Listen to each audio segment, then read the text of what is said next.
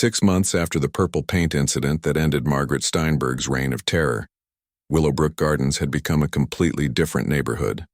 Marcus Johnson found himself elected as the new HOA president, a position he had never wanted but accepted when neighbors insisted he was the right person to lead the community's recovery. Margaret had moved away shortly after losing her board position, unable to handle the constant embarrassment of being recognized as the purple paint lady wherever she went. The viral video had followed her everywhere, making it impossible for her to maintain her image as a respectable community leader. Her husband's law firm had quietly asked him to find employment elsewhere after the negative publicity affected their business. The house where Margaret had lived was now occupied by the Patel family, a young couple with twin toddlers who brought joy and energy to the street.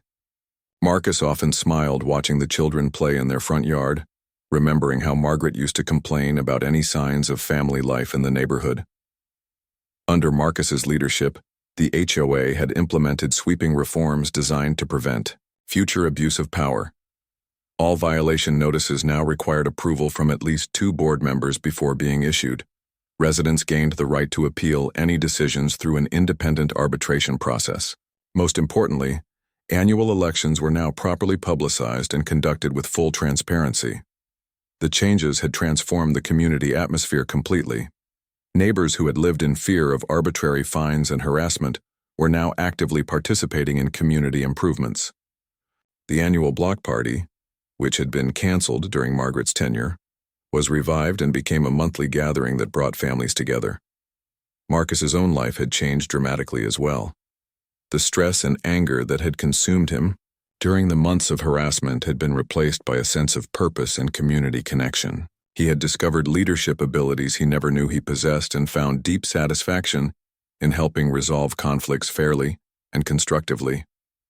The purple paint video continued to circulate on social media, often shared by people dealing with their own HOA problems as an example of creative problem solving. Marcus received messages from around the country from residents who had used his story as inspiration for standing up to their own neighborhood bullies. Linda Martinez from the Civil Rights Office had successfully prosecuted Margaret for housing discrimination, resulting in a substantial fine and a permanent ban on her serving in any HOA leadership position. The case had become a landmark example of how housing discrimination laws applied to homeowner associations, setting important precedents for future cases. The financial investigation into Margaret's misuse of HOA funds had recovered nearly $15,000 that she had improperly spent on legal fees for her personal vendettas. The money was used to improve neighborhood common areas and reduce association dues for all residents. Marcus had also received an unexpected reward from his ordeal. Sarah Kim, the reporter who had first covered the story, had been impressed by his thorough documentation and strategic thinking. She offered him a consulting position, helping other communities deal with similar problems, turning his painful experience into a source of additional income and personal fulfillment. The security. Cameras that Marcus had installed to catch Margaret vandalizing his property now served a different purpose. They had become part of a neighborhood watch system that helped keep the community safe and provided evidence for the few legitimate security issues that arose. What had started as defensive measures had evolved into community protection tools. Dave, the retired mechanic who had helped Marcus with the purple paint trap, had become one of his closest friends and most trusted advisors. Their shared experience of standing up to Margaret had created a bond that extended far beyond their initial collaboration. They now worked together on various neighborhood improvement projects. The most satisfying change for Marcus was the simple pleasure of putting his trash can out for pickup without any worry or stress. Every Tuesday and Friday morning he would wheel the green bin to the curb with a smile, remembering how such a basic civic duty had once been a source of anxiety and frustration. Marcus had also kept the original trash can that had started everything, complete with its purple paint stains and dents from Margaret's attacks. It sat in his garage as a reminder of how important it was to stand up for yourself when faced with injustice, no matter how small the initial problem might seem. The story of the HOA president who got covered in purple paint had entered neighborhood legend, told and retold at community gatherings with embellishments and laughter. Children who were too young to remember Margaret would ask their parents about the Purple Lady, learning valuable lessons about bullying and standing up for what was right. Looking back, Marcus realized that Margaret's harassment campaign had ultimately backfired completely. Her attempt to force him out of the neighborhood had instead made him a central figure in the community's transformation. Her abuse of power had led to reforms that protected all residents from similar treatment in the future. As Marcus walked through his neighborhood on quiet evening strolls, greeting neighbors and checking on community projects, he felt grateful for the painful experience that had led to so much positive change. Sometimes the worst situations could become catalysts for the best outcomes, if you had the courage to fight back creatively and persistently. The trash can that had started it all continued to serve its humble purpose every week, standing as a symbol of one man's refusal to be intimidated and a community's ability to come together against injustice.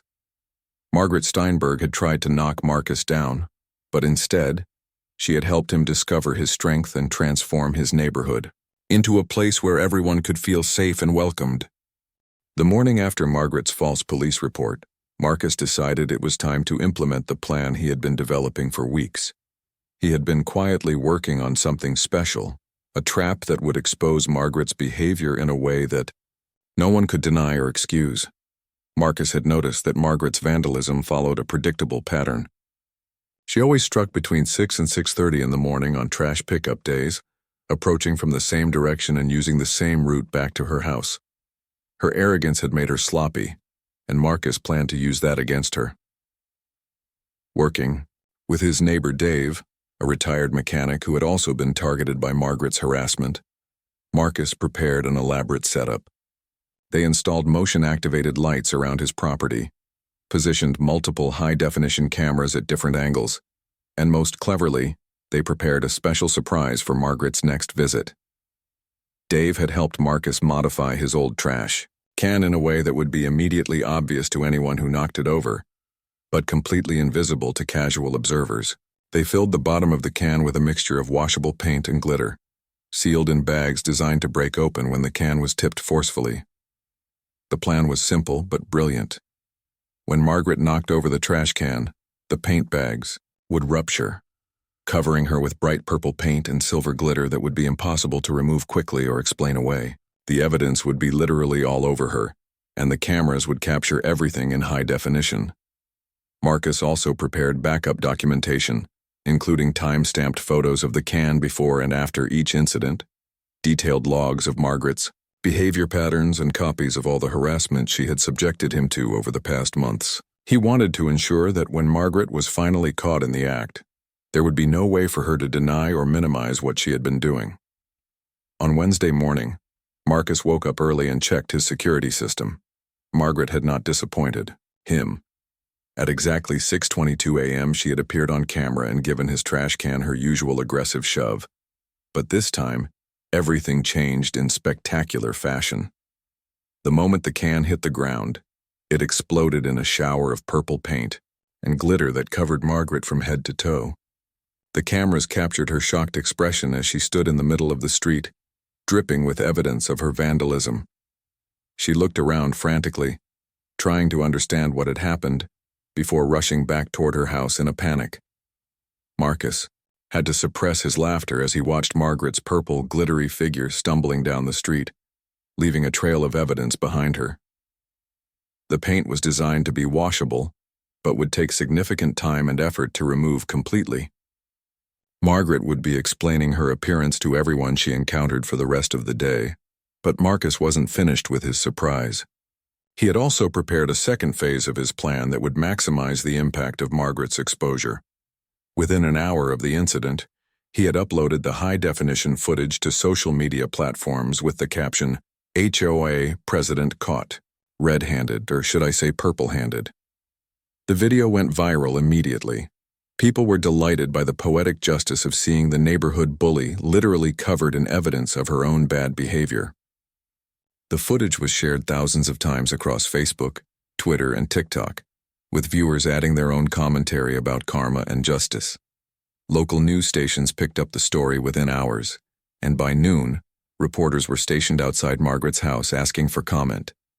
Margaret, still faintly purple despite her best cleaning efforts, refused to come to the door and had her husband issue a statement claiming she was the victim of an elaborate prank. The viral video brought national attention to the situation in Willowbrook Gardens. Late-night talk show hosts made jokes about the purple HOA president, and the story was featured on several national news programs as an example of HOA abuse of power. Marcus found himself fielding interview requests from journalists across the country. But the real victory came when the HOA board held an emergency meeting that evening to address the crisis. Margaret had finally pushed things too far, and even her few remaining allies could no longer defend her behavior. The video evidence of her vandalizing Marcus's property was undeniable, and the national embarrassment she had brought to the community was the final straw. The board voted unanimously to remove Margaret from her position as president, effective immediately. They also voted to rescind all the frivolous violation notices she had issued and to refund the excessive fines she had collected. The board apologized to Marcus and the other residents who had been targeted by Margaret's harassment campaign. Margaret's husband tried to threaten the board with legal action, but the lawyers they consulted explained that Margaret's own illegal behavior had voided any protections she might have had. The video evidence, combined with the ongoing federal investigation and the false police report, had created an indefensible legal position. The next morning, Marcus woke up to find his neighborhood transformed once again. For the first time in months, he was able to put his trash can at the curb without worrying about finding it knocked over and scattered across the street. Neighbors who had been afraid to speak to him were now stopping by to congratulate him and share their own stories of Margaret's abuse. Mrs. Chen brought him homemade cookies and apologized for believing Margaret's rumors. Mr. Rodriguez came over to help him install a new mailbox, explaining that Margaret had told him Marcus was a troublemaker who didn't deserve neighborly help. One by one, the community bonds that Margaret had tried to destroy were being rebuilt. The purple paint incident had done more than expose Margaret's vandalism. It had exposed the absurdity of allowing one person to terrorize an entire neighborhood through abuse of bureaucratic power. The residents of Willowbrook Gardens had learned an important lesson about standing up to bullies, even when those bullies held positions of authority. Marcus realized that his creative solution had not only solved his immediate problem but had also created a template for dealing with similar situations. Sometimes the best way to handle a bully was not through confrontation or legal action, but through clever planning that allowed them to expose themselves in a way that couldn't be denied or explained away. Margaret's reaction to the petition was swift and vicious. Within days of learning about the organizing effort, she escalated her harassment campaign to a new level. Marcus woke up one morning to find his car had been keyed overnight, with deep scratches running along both sides of his vehicle. Security footage showed a figure in dark clothing approaching his driveway around 2 a.m, but the person's face was hidden by a hood. While Marcus couldn't prove Margaret was responsible for the vandalism, the timing was too convenient to be coincidental. He filed a police report and submitted the footage. But the officers explained that without a clear view of the perpetrator's face, there was little they could do beyond documenting the incident. Margaret also began using her connections to make Marcus's life difficult in other ways. The city suddenly decided to inspect his property for code violations, citing an anonymous complaint. The Postal Service started delivering his mail to the wrong address, claiming his house numbers were unclear despite being perfectly visible. Even his trash pickup was mysteriously skipped several times, forcing him to keep garbage on his property for extra days. But Margaret made a crucial mistake when she decided to target other members of Marcus's coalition. She filed frivolous violation notices against everyone who had signed the petition, clearly attempting to intimidate them into withdrawing their support. This heavy-handed tactic backfired spectacularly, as it only strengthened resolve among the neighbors and provided clear evidence of retaliatory behavior. The situation attracted attention from local media when Mrs. Patterson contacted a neighborhood news reporter about the chaos in Willowbrook Gardens. The reporter, Sarah Kim, was intrigued by the story of an HOA president who appeared to be systematically targeting residents who challenged her authority. Sarah's investigation revealed that Margaret's behavior wasn't just problematic, it was potentially illegal. She had been misappropriating HOA funds by hiring her husband's law firm for unnecessary legal work, charging the community for services that primarily benefited her personal vendettas. Financial records showed thousands of dollars in legal fees for frivolous lawsuits and harassment campaigns against residents. The news story, titled HOA President Under Fire for Harassment Campaign, aired on Tuesday evening and immediately went viral on social media. Viewers were outraged by the footage of Margaret knocking over Marcus's trash can and by interviews with neighbors describing her authoritarian behavior. The story struck a nerve with people who had experienced similar situations in their own communities.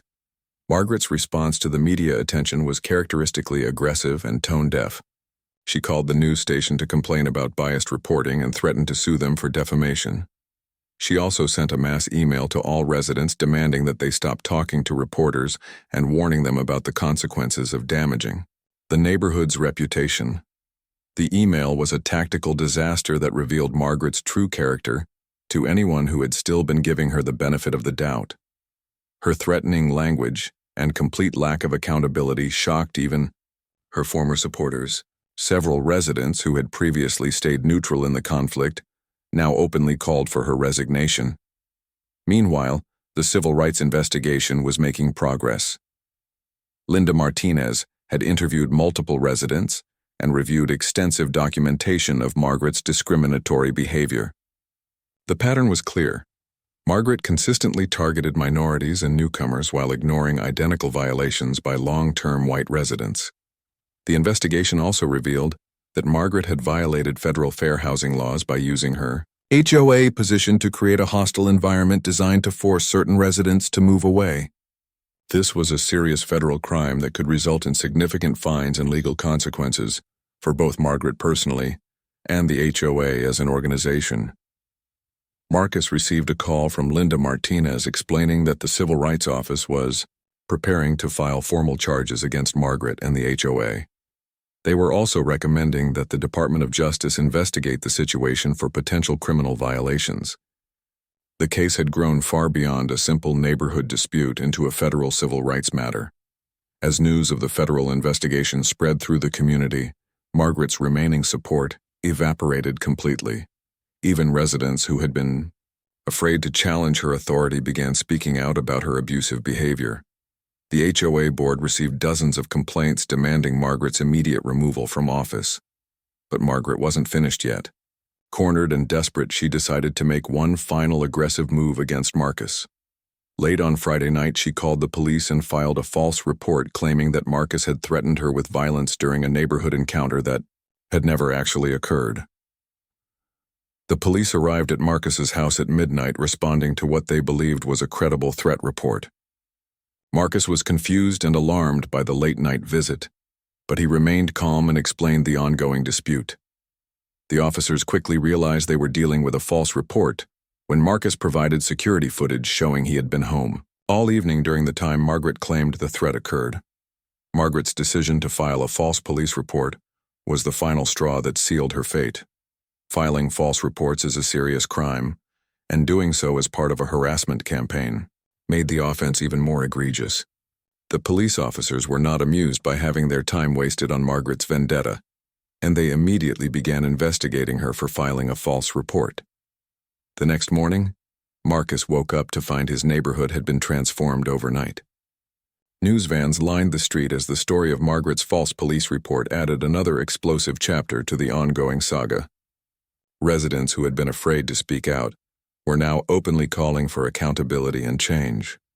Marcus realized that his simple desire to have his trash can left alone had sparked a community revolution that would fundamentally change how Willowbrook Gardens was governed. Margaret's reign of terror was finally coming to an end, but the damage she had caused would take time to repair. Marcus spent the weekend researching Margaret's background and her role in the HOA. What he discovered was both enlightening and disturbing. Through public records and neighborhood gossip, he learned that Margaret had been involved in several previous disputes with other residents, particularly those who were minorities or newcomers to the area. 3 families had moved away from Willowbrook Gardens in the past 2 years after facing similar harassment campaigns orchestrated by Margaret. Each family had received excessive violation notices, faced constant complaints about minor issues, and eventually decided that fighting the HOA wasn't worth the stress and legal costs. Marcus also discovered that Margaret's husband worked for a prominent law firm that specialized in property disputes and HOA enforcement.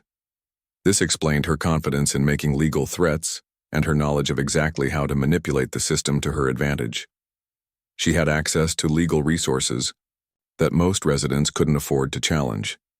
The more Marcus learned about Margaret's pattern of behavior, the angrier he became. But he also realized that getting emotional wouldn't help his situation. He needed to be smarter and more strategic than she was. As a software engineer, Marcus was excellent at solving complex problems by breaking them down into manageable components and developing systematic solutions. Marcus decided to document everything meticulously. He installed additional security cameras around his property, covering every angle of his yard and the street. He created detailed logs of every interaction with Margaret, every HOA violation notice, and every instance of harassment. He also began researching fair housing laws and HOA regulations to understand his legal rights. On Monday morning, Marcus filed a formal complaint with the county's Civil Rights Office, alleging housing discrimination based on race.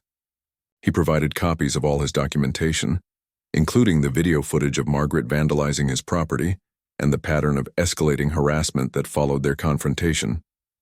The civil rights investigator, Linda Martinez, was impressed by the thoroughness of Marcus's documentation. She explained that they saw cases like this frequently, where HOA board members abused their power to target residents they wanted to force out of the neighborhood. She assured Marcus that they would investigate the matter seriously and advised him to continue documenting everything. Meanwhile, Marcus began researching Margaret's own property for potential HOA violations. If she was going to weaponize the neighborhood rules against him, he wanted to ensure she was following every single guideline herself. What he found was remarkable. Margaret's property had numerous violations that she had somehow overlooked when conducting her zealous enforcement against others. Her fence was 6 inches taller than HOA regulations allowed. Her garden shed was positioned too close to the property line. Her driveway had oil stains that violated the community's aesthetic standards. Most importantly, she had installed decorative lighting around her garden that exceeded the permitted wattage and created light pollution issues for neighboring properties. Marcus carefully documented each violation with photographs, measurements, and references to the specific HOA rules. He then filed formal complaints against Margaret using the same system she had used against him. The irony was delicious. The HOA president was going to be investigated for multiple violations of her own community's rules. But Marcus didn't stop there. He had learned that Margaret held her position through appointment rather than election, and that the HOA bylaws required board members to be reconfirmed annually by neighborhood vote. Most residents had no idea this election was supposed to happen, because Margaret had quietly handled the process herself for years. Marcus began reaching out to neighbors who had been affected by Margaret's authoritarian management style. He discovered that many residents were frustrated with the excessive fines, arbitrary rule enforcement, and lack of transparency in HOA operations. Several people mentioned that they had wanted to challenge Margaret's leadership, but didn't know how to go about it. Working carefully and diplomatically, Marcus began organizing a coalition of residents who wanted change in the HOA leadership. He avoided making the campaign about his personal conflict with Margaret, and instead focused on broader issues like fair enforcement, transparent governance, and reasonable community standards. The response was encouraging. Nearly half the neighborhood signed a petition calling for new elections and reforms to HOA procedures. Many residents shared their own stories of arbitrary enforcement and excessive fines. Mrs. Patterson revealed that Margaret had fined her $300 for having the wrong color flowers in her garden. The young couple on Oak Street had been threatened with legal action for parking their compact car in their own driveway because Margaret claimed it looked commercial. As word of the petition spread, Margaret's behavior became even more erratic and aggressive. She began patrolling the neighborhood more frequently, taking photos of everyone's property and looking for new violations to cite. She also started showing up at residents' doors unannounced, demanding to inspect their yards and questioning their compliance with various rules. The tension in the neighborhood was becoming palpable. Neighbors who had lived peacefully for years were now watching each other suspiciously, afraid of being reported for minor infractions. Children were being told to stay off certain lawns to avoid triggering Margaret's wrath. The sense of community that had attracted many people to Willowbrook Gardens was being destroyed by one person's need for control and power. Marcus realized that his fight with Margaret had evolved into something much larger. This was no longer just about his trash can being knocked over. It was about the future of his neighborhood and whether residents would allow themselves to be bullied by an authoritarian HOA president who had forgotten that she was supposed to serve the community, not rule over it. Marcus Johnson had lived in Willowbrook Gardens for 3 peaceful years before everything changed. The suburban neighborhood with its manicured lawns and identical mailboxes had always been his quiet refuge after long days working as a software engineer downtown. Every Tuesday and Friday morning he would wheel his green trash can to the curb, just like every other resident on Maple Street. The trouble started on a crisp October morning when Marcus discovered his trash can knocked over. Garbage scattered across his driveway and into the street. Coffee grounds mixed with torn paper and food scraps created a disgusting mess that took him 20 minutes to clean up before work. He assumed it was probably raccoons or strong winds from the previous night's storm. But when it happened again the following Friday, Marcus grew suspicious. The weather had been perfectly calm and he had secured the lid tightly. This time he noticed something peculiar. His was the only trash can on the entire street that had been knocked over. Every other bin stood perfectly upright, even Mrs. Peterson's flimsy old can that usually toppled in the slightest breeze. The pattern continued for weeks. Without fail, every trash pickup day, Marcus would find his can overturned and his garbage strewn everywhere. The mess was always worse when it rained, turning his driveway into a soggy disaster that stained the concrete. He started taking photos and keeping a log, documenting each incident with timestamps and weather conditions. During this time, Marcus began noticing a particular woman who seemed to appear frequently during his morning routine. Margaret Steinberg, a stern-faced woman in her 50s with short gray hair and sharp eyes, lived 3 houses down in the largest home on the block. She served as the president of the Willowbrook Gardens Homeowners Association and took her role very seriously, often walking the neighborhood with a clipboard, noting violations and infractions. Margaret had always been polite but distant, with Marcus offering only brief nods when they encountered each other, but lately her behavior seemed different. She would linger near his property, watching as he brought his trash can to the curb, and he often spotted her peering from her front window early in the morning on pickup days. The situation escalated when Marcus decided to test his theory. One Thursday evening, he set up his phone to record the front of his house overnight, positioning it discreetly behind his living room curtains. He wanted proof of what was happening to his trash can, whether it was animals, wind, or something else entirely. The next morning, Marcus rushed to check his phone before looking outside. What he saw in the grainy footage made his blood boil. At exactly 6:15 in the morning, just as the sun was rising, Margaret Steinberg appeared on camera. She looked around carefully, then deliberately walked over to his trash can and gave it a hard shove, sending it tumbling into the street with a loud crash. Marcus watched in disbelief as Margaret quickly walked back toward her house, glancing over her shoulder to make sure no one had witnessed her act of vandalism. The video clearly showed her face and her intentional actions. There was no doubt about what had happened or who was responsible for weeks of early morning cleanup sessions. Armed with this evidence, Marcus felt a mixture of anger and vindication. He had suspected something was wrong, but seeing the deliberate nature of Margaret's actions shocked him. This wasn't random mischief or an accident, it was targeted harassment. The question now was what to do about it. He could confront her directly, report the incident to the police, or contact the HOA board. Each option had its own risks and potential consequences. As Marcus cleaned up yet another mess of scattered garbage, he decided he needed to understand why Margaret was targeting him specifically. Was this about race? Was it personal? Or was there some HOA rule or neighborhood dispute he wasn't aware of? Whatever her motivation, her behavior was unacceptable and had to stop. The discovery of Margaret's involvement marked a turning point for Marcus. No longer would he passively accept the weekly vandalism of his property. He had proof of her actions and was ready to take the next step, whatever that might be. The quiet software engineer who preferred to avoid confrontation was about to become much more assertive about protecting his rights as a homeowner. Marcus spent the rest of that day researching his options and planning his response. He printed copies of the video footage, documented all the previous incidents in a formal report, and began researching local laws about property destruction and harassment. Margaret Steinberg had picked the wrong neighbor to mess with, and she was about to discover that Marcus Johnson wasn't going to be pushed around in his own neighborhood.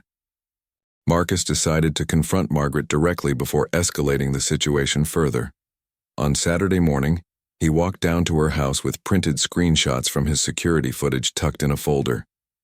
Margaret answered the door wearing a pristine pink bathrobe and fuzzy slippers, her hair perfectly styled despite the early hour.